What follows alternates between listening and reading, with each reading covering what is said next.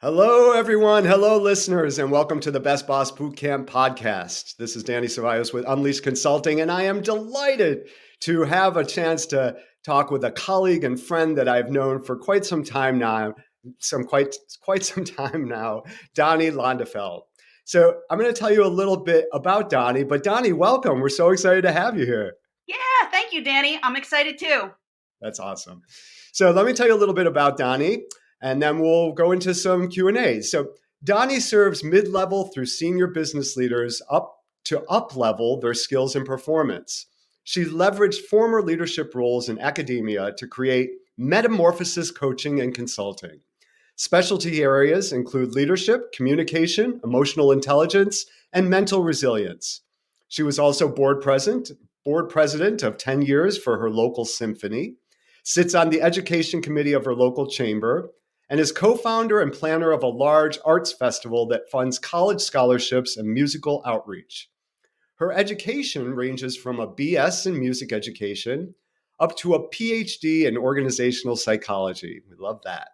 She's a certified personal and executive coach and is also certified in positive intelligence and emotional intelligence. Doni is also currently is a musician with the Gulf Coast Symphony. So good to have you here, Doni. Doni, before we get going, please tell everybody, what is it that you play? What instrument do you play? Sure, I play the double bass and also the electric bass because any bass player worth their salt's got to play both. Ah, see, there you go. That alone is the gold in this conversation. I didn't know that. That's great. I have yet to hear Doni play, but I am so looking forward to that. That's one of my goals this year is to get down and to be able to hear you play. But that said, I love working with Doni because she has such great insights around what it takes for Metamorphosis. That's the name of her company. That's what she does. And for you, dear listener, as a middle manager, we want to talk about what it takes when you are committed to being the best boss that you can be. What is the metamorphosis that you might consider shaping and creating for yourself? And so the questions I want to ask you, Doni, are about that. So my first question to you is, what can you share with our listeners? What predictions, based on your own research, your own work, your own experience, how core middle managers can become all that they aspire to be? Okay, so I would love if they can be like sponges and really learn and suck up as much as possible and then apply that knowledge because, as we all know, applied knowledge is power. Right. And we've really learned over these past 2 years that reinvention is mission critical. We've heard so much about resilience, how it's an essential skill for managers and also a common theme for organizations.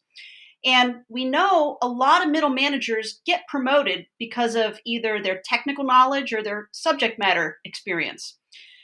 But then they often derail or stall because they don't have the other piece of that, the people skills. And so Yes. effectively leading or managing others, they get stuck on things like the interpersonal relationships, presence, assertiveness, empathy, stress tolerance. I mean, the list can go on and on and on. And so it's always best for a middle manager or even an organization to be proactive and get coaching, training, mentoring, some sort of assistance early on before any challenges bubble up. You know, it's much better to do that on the tail end than when we get those calls from HR or something to say, Right. "Hey, can you fix Yeah. a problem?" And Right. I kind of sum it up with a quote, and this is a musical quote, of course, Right. is no one can whistle a symphony. Oh, I love that. I love that. Yeah.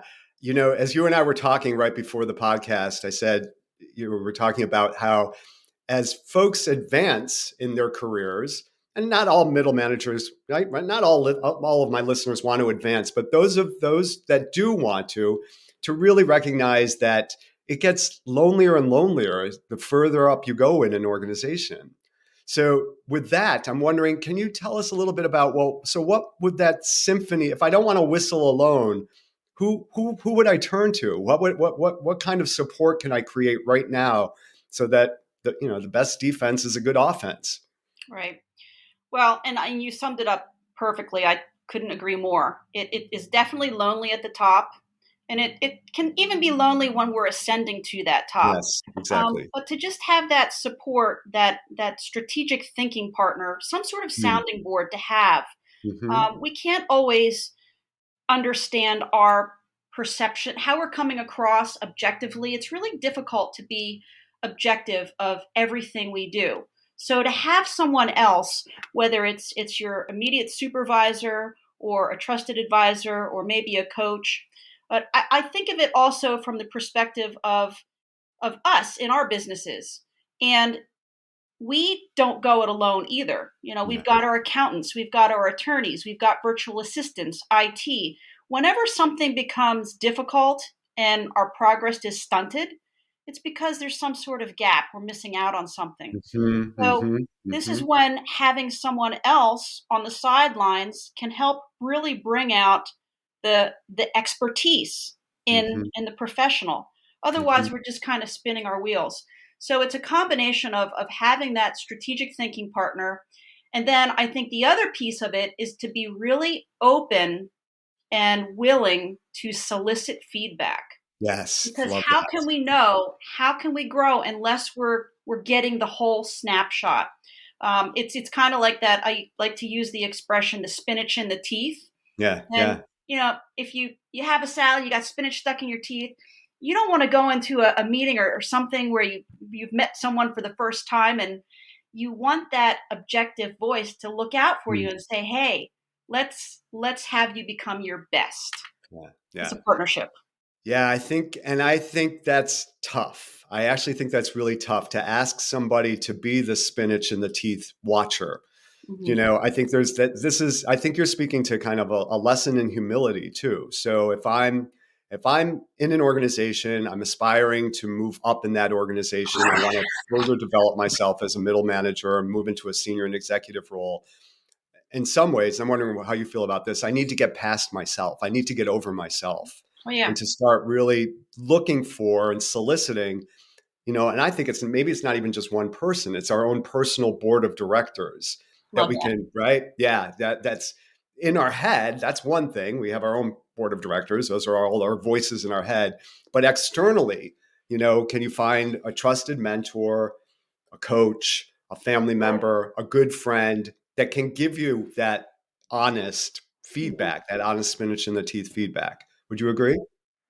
Absolutely. And if I think back to my very first role when I was newly Yes. promoted and I was 24, and to be very honest, I was excited and I was also really nervous and scared about it. I've always had this penchant for leadership. It's why I love leadership development. It's always been a passionate area, but you can't have all the answers Right. in the Right. beginning. And Yeah. so this is 30 years ago now, 25 years ago. Girl, I hear you. Uh, I hear you loud and clear. but it was before coaching and a lot of the professional development tools that we have now are a thing. So I made sure I sought someone out, and I had a really fantastic boss that I Yeah. could really lean on, and he mentored me. And I knew from the get go that I had to be vulnerable and have some Yes. humility. I Good. had That's it. Yeah. faculty members who were twice and three times my age, and here I am leading them. Yeah. Yeah. Where does that authority come in? Right. Right. Yeah. Yeah. Yeah. What were some of the things that your boss, first of all, how lucky were you that you had a boss that was a mentor? Yes. And absolutely, for those of you that are listening that have a boss that can act as a mentor, to ask them to mentor you along with supervising you is not a bad move at all. But I'm Mhm. wondering, what kind of advice did you get from your boss, or what kind of support did you get from your boss that you can share with our listeners? Well, he really helped me to. I've always been a very organized person, and I was the type of individual that I would submit him my weekly plan on Friday for because I'm always planning ahead. But he would help me prioritize. We would go through that It's and awesome. anticipate. So really help out with anticipating and problem solving before something festered and became an issue. Also, with some of the challenging interpersonal things, which that is one of the things that is always going to be until the end of Yeah. time Right. something that a middle manager has to deal with. We have so many relationships, and some of them get really messy. So he really helped coach me through how to respond, um, how to get to know them, and that's something that has been deep to my core ever since. I call it the platinum principle, to Uh, really get to know others and not treat them, not the old antiquated golden rule, yeah. but the elevated platinum rule. Treat others as they want to be treated. Yes. Yeah. It's a huge lesson. A huge lesson. Well, it sounds like you were really lucky. You had a great boss that really helped you with all those things. And I'm wondering, I agree with you. I think there's so much, there's the technical competence of what it takes to lead and manage, right? So understanding how people evolve professionally, what they need to be supervised well, all those things. And there is an emotional component to it, right? And it's in those relationships that we have with not only our team and the people that we supervise, but just the world writ large. So I know a real specialization that you have in your practice in metamorphosis coaching is around emotional intelligence. So I'm wondering, can you help our listeners understand a little bit about what they can take from the science and practice of emotional intelligence that will help them not only support them in their current role, but perhaps prepare them to move up? Sure, sure. And what I love about emotional intelligence is first of all the possibilities for developing so many different skills. I mean, Yeah. really, there are 15 different skills that fall under the umbrella of emotional intelligence. Um, Actually, Bonnie, can you do me a favor? Because I bet you some folks aren't even familiar with the term. Can you help us define just what emotional intelligence is? yep, that's what I was going to do next. So I Awesome. want to try to simplify it, so it's very down to earth. So really, it's all about understanding ourselves. So it's that self awareness, Mm-hmm. and then self regulation, managing ourselves. Mm-hmm. Mm-hmm. And then Mm-hmm. the other piece of it is understanding others, and then managing and influencing and persuading others. So it's the individual understanding and management, and then the social Mm-hmm. understanding and management. And what's really important about emotional intelligence is to first, and this is where I have this little platform I developed called Lead Yourself First. And it's all about mastery of personal leadership. The Ah, I love whole this. importance of that is we can only go so far with someone only after we've developed our own personal proficiencies. So that's how emotional intelligence ties into that. First, we've got to be in touch with ourselves. We've got to have self-regard for ourselves. Mm-hmm. Otherwise, how are we going to appreciate someone else if we've got our own internal demons? Mm-hmm. Um, how Mm-hmm. can we use empathy, which is so underutilized and misunderstood? How can we be empathic in our relationships with others? How can middle managers have that understanding and connection if they're aloof to their own Ah, self? yes. I mean, Amen. it's Amen. so you got to get it down. You got to do the internal work first before you can apply it with anyone else that you lead or manage. Yeah. Yeah. That's emotional intelligence. It's simple and yet it's complex. Sure. Yeah. And it seems like the bottom line is to really, yeah, in order to get to know others, you need to know yourself first. And Yes. in order to influence others, you need to understand how you are influenced, how you can influence, and what goes on for you. Yeah, I love that. And it reminds me of one of my favorite quotes by one of my favorite thought leaders, and that is the drag queen RuPaul. And RuPaul says, "How are you going to love somebody else when you can't love yourself?" Can I get an amen? Right? It's that empathy, that notion Yeah. of really. And speaking of empathy and self empathy, and this is why I love working with you, is that emotional intelligence also goes into another model, which is called positive intelligence, that you and I Mhm. know very well. And part of that positive intelligence is understanding the sabotaging voices in your head. But to relieve some of that and to move you into a more sage, wiser place is to develop the perspective of self empathy, really deep self empathy. So I'm wondering, in that spirit of self empathy, is there a story or something that you can share with us about an experience that you learned Um, that was, another part of positive intelligence is to recognize the gift and the opportunity in every challenge. So Yeah. is there a challenge that you can share with us where you learned Yeah. something from? Yeah. Okay. And empathy is really a good example. And what I love about empathy is it crosses over to both positive intelligence and emotional intelligence. Yes, right? All right. Exactly. So I was stalling there a little bit to get the story. I got one. Um, and it's kind of an extreme one. One of the most difficult things, no, the most difficult thing I ever had to do 20 years ago is laying off people. Yes, yes. And I was in this position. I was an academic dean, and I inherited some challenges, one of which was an overinflated budget, and cuts had to be made, and they were painful. And we just had too many faculty, had to cut some of them. And Danny, I remember sitting in that office, tears. Oh, It yeah. was so painful.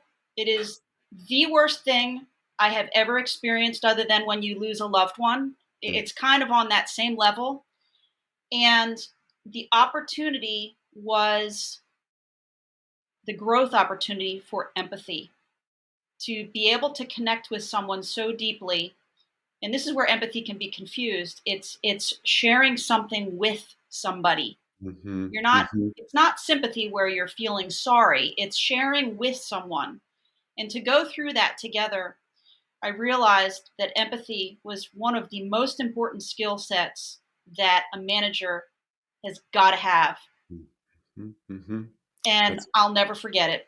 Yeah, that's a great lesson. And I really appreciate that you differentiated between empathy and sympathy, because I think a lot of mere mortals get that confused and think, "Oh, I have to feel sorry for Donnie in order for me to connect to her and her pain." And that's not what you're saying. You're saying to be in the same space so that I can relate to you. And as you're saying, it's a skill that not only is essential but can be learned. I mean, that's the good thing, is that Mm-hmm. it can be learned, right? Yes. Right on. So, thank you, Donnie. That was great. Great insights around what it takes to be a best boss using our emotional intelligence. And I'm wondering, as I ask all my guests, if you could share a few things with us. I would love to hear from you about what should listeners do right now, immediately, as soon as they finish this podcast, to take advantage of some of the insights that you shared with us. Mm-hmm. Secondly, if you have a piece of research or something that you can point our listeners to that would be of interest to them. And thirdly, what's a specific resource, book, TED Talk, something that you could point people to? And then lastly, how can people get in touch with you? Okay. I might have forgotten the second one, but let me Oh, see if I can sorry. wrap that all up here. Okay. So, again, I'm going to go back to being a sponge and learning as much as possible. So, to definitely get the resources, and I'll share a couple there in a moment, and to ask for help, to avoid going it alone, to seek out other professionals to help bring out the expert within. Nice. So, the only way we're going to become the best, strongest, most effective version of ourselves if we partner with some other person, whether it's a close friend, a boss, a mentor, a coach, somebody. You got to have that sounding board. Love it. Secondly, is just to take advantage of resources and be that sponge, soak things up, because this is how we learn and grow. To be vulnerable. And there's a quote that I'll use. I can't remember where it came from, so my bad on that. But it's along the lines of, until you're willing to be wrong about many things that you'll never change. And what I would add on to that is, if you don't change, you're never going to grow. Love it. Love it. Resources. Oh my gosh. So my heroes are people like Martin Seligman, Brene Brown, Uh-huh. Shirzad Yes. Chamine. Yes. Let's see. A new one, James Clear, Oh, Timothy Clark. So I have some of my tried and true favorite books of all time. One is Flourish by Martin Seligman. I also love Carol Dweck's Mindset. If I'm going to give just one for middle managers now, I'm probably going to fall back on James Clear, Atomic Habits. oh, yes. It's Right. got Perfect. great downloadable cheat sheets that you can use. And, habits are all about changing our behaviors. And a lot of behaviors are things that apply in the workplace. Mm-hmm. And I like the way he scaffolds. It's like, Yes. just Yes. do things incrementally, a little bit at a time. And it's sage wisdom. It's just amazing. Awesome. There was another question before, how do people get in touch with me? And that's the one I forgot. Yeah. So if there's a favorite piece of research or a finding that you found interesting that you would share with folks. This is going to be almost so simple, it's kind of crazy, but simple is not always easy either. That's right. It's a very general piece of research, and that is that any of these skills can be learned. So to not be deterred and keep from improving, trying to get closer to that ideal version of yourself. So whether it's technical knowledge or whether it's emotional intelligence, the people skills piece, the good news there, the hope is these things can be learned. Yes. So Yes. to not be stuck in a vacuum. Yes. Yeah. I think it's the opposite. Leaders are made, not born, right? So yeah, anybody who's listening to this can become the leader that they are intended to be. But to your point, not to do it alone, and to seek out those resources that will support that. I think that's tremendous.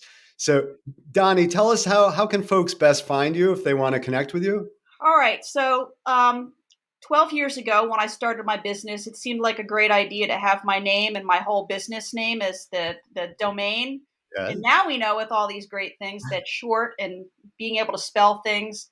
So if I told you my website, which is the metamorphosiscoach.com, people need to be able to spell that, remember it. And then my email address is Doni Landefeld at the metamorphosiscoach.com. That, again, seemed like a great idea at the time. They're great. Metamorphosis and my crazy nickname and spelling of my name. So I think the best way is I do have a couple shortened domains for my website. Okay. One is and by the way, we're going to put all these in the show notes so folks, listeners can see that right away. Yeah. Okay. Yeah. Okay. So one is the metacoach.com. And another one is coachdoni.com. Doni, D-O-N-I. And then I love LinkedIn connections. It's how we can kind of get to know one another. So if you just simply search for Doni Landefeld, and I guarantee there are not any others out there, we can connect that way. That's right. You certainly are not, for a variety, not only by name, but also because of your unique talent and wisdom and everything that you bring to the table. Doni, thank you so much.